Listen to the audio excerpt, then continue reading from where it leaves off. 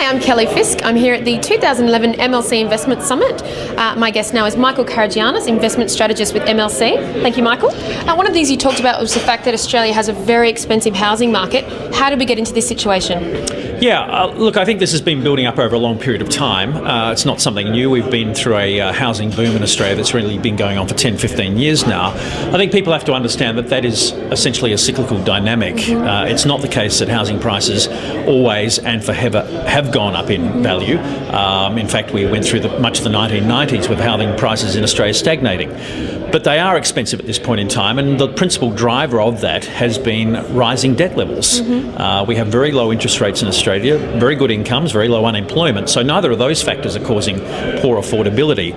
But the rise in debt levels itself, which has been driving housing prices, is the biggest concern for the household sector, and that's, I guess, the biggest fear I have for housing prices looking forward, that we can't sustain that debt story ongoing. And on that, what do you see the situation playing out like over the next 5 to 10 years? Yeah, there have been a number of alarmist views about the Australian housing market.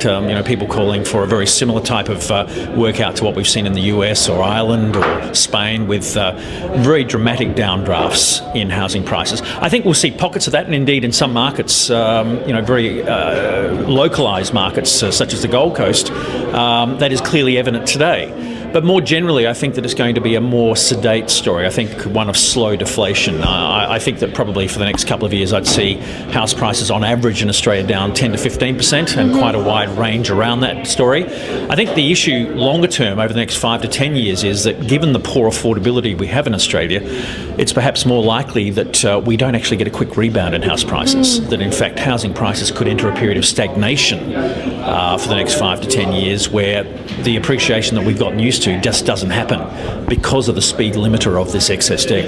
Okay. One of the things you also talked about is sort of looking more 20 years forward. How do you see the shape of the housing market looking in Australia in 20 years' time? Yeah, I mean, one of the structural problems we have in Australia, which probably separates us from many of these overseas markets that have imploded, has been probably a lack of supply. I mean, people argue about how much supply or lack thereof that we actually do have, but probably on average in the capital cities there is a lack of supply, and I think that is an issue for policymakers in Australia. Really, I guess the best way of dealing with that longer term is to actually improve the ability of new supply to come to the market. We have very large cities in Australia. We have cities that are increasingly constrained by infrastructure because of their size, and so the easiest way of doing it is really to adopt perhaps the European model or the Asian model of greater density. We have very low density cities in Australia. I suspect over the next 20 or 30 years we'll find that is increasingly moving towards medium density and a lot of infill, particularly in the middle suburbs. As people age and they move out of those middle suburbs, that is probably an opportunity to actually increase density. But it requires changes in government planning, local government planning regulations that will facilitate that. Okay. Finally, you talked about the fact that Australians are over-invested in property. We love property. What does a more sensible investment strategy look like in the current climate? Yeah, I mean, I think our love affair in Australia with property pretty much equals the US household love affair with property up until about 2007. That love affair has now lapsed, and people are very sanguine about property in the US, first time for many decades. And I suspect that our love affair with Australian property is potentially under threat longer term as well. I think the issues are probably a little bit different.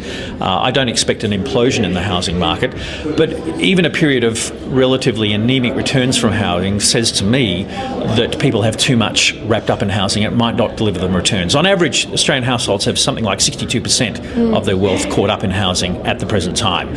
And as we move into retirement, if you expect that housing is not going to deliver the same returns, and in particular is not going to deliver a reasonable yield that you can live on, then is it the most productive way to allocate our wealth? And my view is that perhaps we should look to remove that, or at least reduce that back to a more manageable level, something below 50% even. That in itself is not a dramatic move, but it would free up an enormous amount of more productive investment capability, and we'd just diversify it across a range of income producing assets then. Great. Michael, thanks very much for your time. Thank you.